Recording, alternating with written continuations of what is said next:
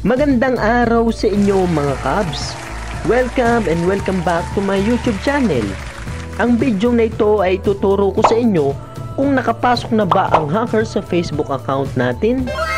Kung ikaw ay monetize na, gawin mo ito para hindi masayang ang earnings mo. Kung bago ka pa lang sa video na to, huwag mo namang kalimutang mag-subscribe. I-click mo na rin ang notification bell para lagi kang ma-update sa mga bawat video kong i-upload. Huwag na natin patagalin mga Cubs, umpisahan na kaagad natin.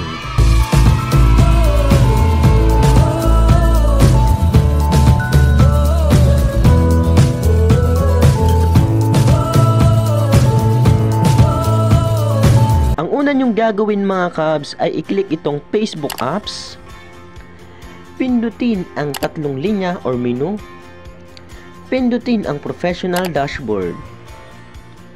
Scroll down. I-click ang payouts. I-click ang setting icons. Scroll down. Dito sa pay account admins, pindutin ang update. Kapag hindi account ang lumabas dito sa payout admin, na ang ibig sabihin ay nakakapasok na ang hacker sa Facebook account mo. Para hindi po ma-hack ang account mo, pindutin ang tatlong tuldok. Pindutin ang block.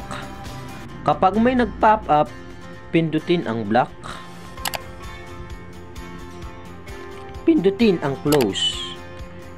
O ayan guys, ganyan lang kasimple ang tricks na ito para hindi ma-hack ang Facebook account mo.